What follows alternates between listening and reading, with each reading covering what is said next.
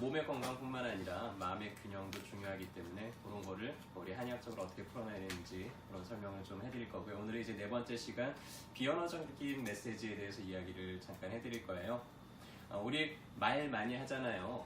현실에서는 말이 더 힘이 강할까요? 아니면 행동이 더 힘이 강할까요? 말이 더 힘이 강할까요? 그렇죠. 네.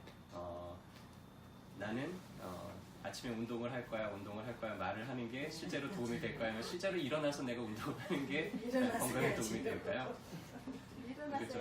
야, 좀 깨끗하게 살자, 우리 깨끗하게 살자 말을 하는 게 실제로 도움이 될까요? 아니면 일어나서 내가 빗자루질 한 번 더 하고 청소기를 돌리는 게 실제로 더 도움이 될까요? 빗자루질 해야지.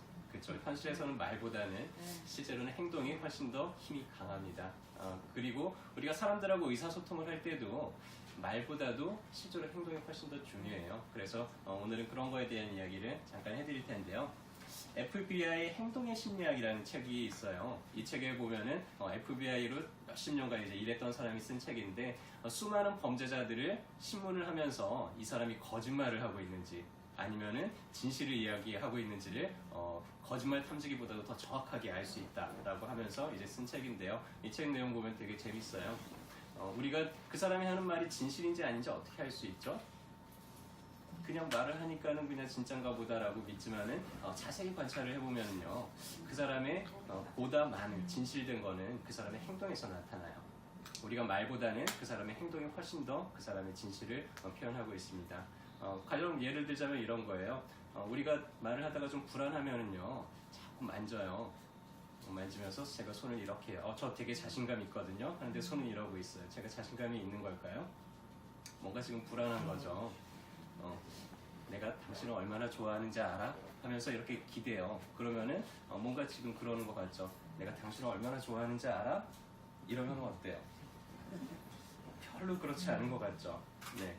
우리가 누군가가 부담스러우면 팔짱을 낀다든지 약간 이렇게 사이에다가 뭐 가방을 하나 둔다든지 이렇게 자기를 좀 보호하려고 그래요. 그런 거는 내가 상대방으로부터 약간은 좀 거리를 두고 싶습니다. 나를 보호하고 싶습니다라는 이런 메시지를 주는 거죠. 진료를 하다 보면 그래요. 진료를 할 때 환자분이 와가지고는 저랑 이제 얘기를 할 때 눈을 이렇게 동그랗게 뜨면서 제가 하는 말을 귀담아 들으시는 분이 있고요. 그러면은 저랑 지금 잘 소통이 되고 있는 거죠. 어떤 분들은요, 저를 이렇게 보면서 대화를 해요. 그러면은 이제 그런 분을 보면 살짝 이제 저도 부담감을 가지면서 제 말을 잘 안 듣고 계시구나 이런 거를 이제 알 수가 있죠. 이렇게 우리는요, 실제로 말보다도 행동으로 더 많은 대화들을 하게 됩니다. 아이들을 키울 때도 마찬가지예요. 지금 아이가 놀아달라고 하고 있죠. 엄마는 그래 사랑해 아가. 하지만 이 아가는 과연 엄마의 사랑을 느끼고 있을까요? 아니죠. 엄마는 말은 사랑한다고 하는데 실제로 엄마가 하는 행동이나 표정을 보면은 별로 나를 사랑하는 것 같지 않아요. 그거를 우리는 그냥 본능적으로 느끼게 됩니다. 그래서 아이들을 키울 때도요, 아이들한테 아무리 말을 해도 말보다는 어른이 행동으로 보여주는 게 훨씬 더 힘이 강해요. 공부해라 그러는데 엄마는 날마다 보면은 이렇게 테레비로 고스톱을 치고 있어요. 그러면 아이들이 공부가 잘 될까요? 아니겠죠. 얘들아 좀 깨끗하게 좀 살아, 깨끗하게 좀 해, 방 좀 청소해라. 그런데 안방에 들어가면 안방도 너저분하단 말이에요. 아이들이 과연 청소가 습관이 들까요? 아니죠. 아이들은요, 어른들의 뒷모습을 보면서 자랍니다. 그래서 만약에 아이들이 이렇게 커나갔으면 하는 모습이 있잖아요. 그러면은 그냥 부모가 그렇게 살아주면 돼요. 그러면 아이들은 부모가 그렇게 살아가는 모습들을 보면서 그걸 보면서 그렇게 배워나가게 될 거예요. 어떤 심리학자가 침묵의 메시지라는 알버트 메리디안, 이름이 좀 어렵네요. 이 사람이 이제 침묵의 메시지라는 책에 썼는데요.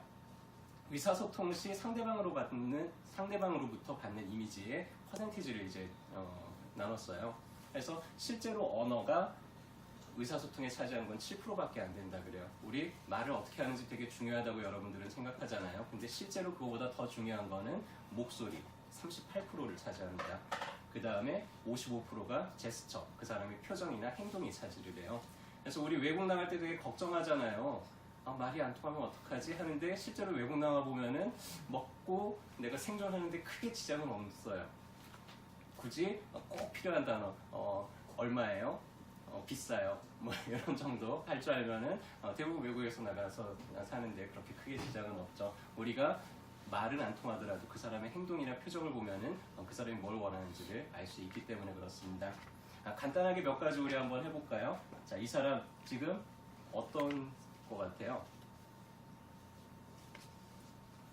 좀 아프지 않아요? 아파 보이나요? 기분이 좀 네. 파이팅하고 있는 것 같은데. 뭔가 지금 되게 즐거워하고 있어요. 되게 기쁜 것 같고요. 뭔가를 성취한 것 같아요. 뭔가 자기가 바라던 일을 이뤄낸 것 같기도 하고요. 이 사람은 어때요? 불만이 불쌍해요. 네. 나를 지금 내 말을 인정할까요? 인정하지 않을까요? 전혀 인정하지 않죠. 우리 어린아이들 이런 표정 자주 보죠. 야, 이제 그만 공부해라 그러면은 아이가 이런 표정을 줘서 알았어 엄마. 공부할까요? 또 몰래 딴짓하고 있겠죠. 자, 이거 어떤 표정이죠? 되게 지금 놀랬어요. 지금 벌어지는 상황에 대해서 상당히 당황하고 있고요. 뭔가 지금 이 상황을 수용하지 못하고 있는 그런 표정이죠. 자, 이건 어떤 표정이죠? 어떤 메시지죠? 일단 당장 지금 상황에 대해서 내가 잘 모르겠어. 내가 그래서 어떻게 하라는 거야? 라고 하지만은 표정을 보면은 그래도 당신이 얘기하면은 나는 얼마든지 받아들일 준비가 돼 있어요. 이런 거를 지금 표현하고 있죠. 똑같이 소원을 벌리고 있어요. 근데 이건 또 어떤 표정이죠? 어떤 메시지죠? 지금 이 상황을 나는 받아들이기 어렵지만은 되게 당황스럽고 받아들이기 어려워. 근데 뭐 억지로 시키면 할 것 같기는 해요. 그쵸? 자, 역시 똑같이 손을 벌리고 있어요. 어떤 메시지죠, 이거는? 절대 안 하겠어. 넌 지금 이거를 절대 받아들일 수 없어. 똑같이 팔을 벌리고 있어도 메시지가 조금씩 다르죠.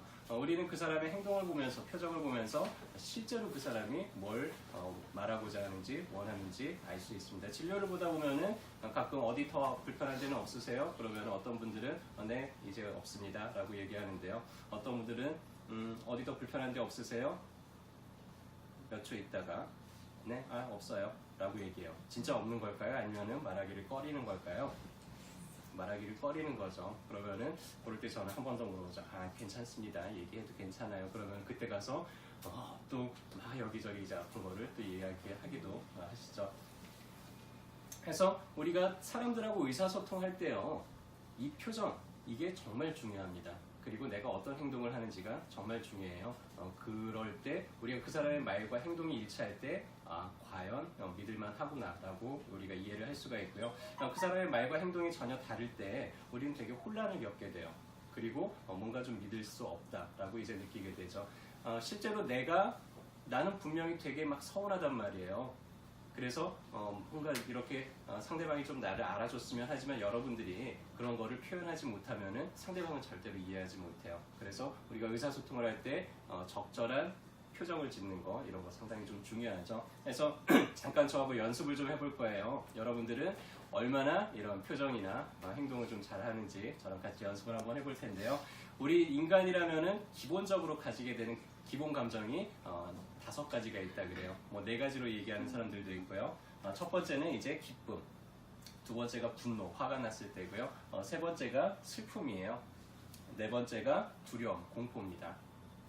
하나 더 하자면 혐오감이라고 하는데요. 이 5가지가 인간이라면은 기본적으로 어릴 때부터 타고나는 감정이고요. 이런 것들이 이제 섞여서 뭐 약간 뭐 멜랑콜리함, 뭔가 황홀함, 여러 가지 감정으로 이제 분화가 되어 나가죠. 자, 저랑 같이 한번 연습을 해볼게요. 여러분들 기쁜 표정 한번 지어보시겠어요? 네. 네, 아주 좋습니다. 네, 잘 지으시네요. 자, 이번엔 분노를 한번 표현해 보시겠어요? 표정으로. 너무 화가 나요. 네, 표정을 잘 지으시는 분도 있지만 상대방이 보기에 그 사람 화가 나는지 너 진짜 화난 거 맞아? 뭐 이럴 만한 분들도 좀 계시네요. 자, 이제 세 번째 슬픔을 한번 표현해 보시겠어요? 내가 되게 슬퍼요. 네, 잘하시는 분도 있고 별로 안 슬퍼 보이는 분도 있고 그러네요. 자, 이번에는 두려움입니다. 너무 무서워요. 네, 좋습니다. 자, 이 혐오감은 건너뛸게요. 자, 여러분들이 그 표정을 지으니까는 좀 어때요, 실제로? 그 표정을 지으니까 그런 느낌이 나죠. 자, 그래서 우리는 이런 기분이 어떤 내 행동이나 표정을 만들기도 하지만은요, 그런 표정을 내가 억지로 지어보거나 하면은 또 그 기분이 좀 되살아나요.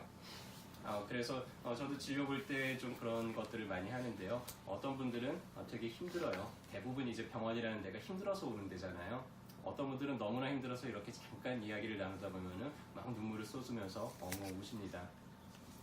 저는 절대로 그 기분 그대로 보내드리지 않아요. 마지막에 이렇게 그분이 충분히 울 때까지 기다린 다음에 손수건 하나 건네고요. 눈물 닦을 때까지 기다린 다음에 한마디를 더 보태요. 많이 힘드셨죠? 그래도 우리 나갈 때는 한번 웃어볼까요? 여러분 한번 웃어보시겠어요? 네, 감사합니다. 웃으니까 기분이 좋지. 바뀌죠. 네, 우리 한의사들은요, 이 기라는 거를 상당히 중요하게 생각을 해요. 기라는 게 결국엔 기분이에요. 내가 기분이 좋을 때는 뭐든지 하고 싶고 뭔가 관심도 많아지고 사람들하고 되게 소통도 하고 싶고 여러 가지 뭘 하게 됩니다. 근데 기분이 안 좋을 때는 어때요? 아무것도 하기 싫어요. 말도 하기 싫고 누구 만나기도 싫고 뭔가 그냥 가만히 움츠리게 되죠.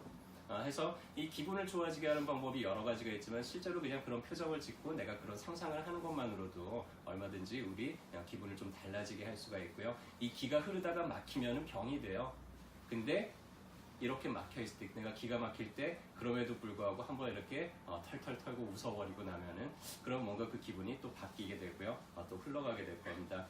그렇게 해서 여러분들이 주변 분들하고 좀 같이 잘 소통했으면 좋겠고요. 그리고 이 세상에 보다 많은 것들을 좀 즐겁게 경험해 나가시면서 그렇게 즐겁게 살아가셨으면 좋겠습니다.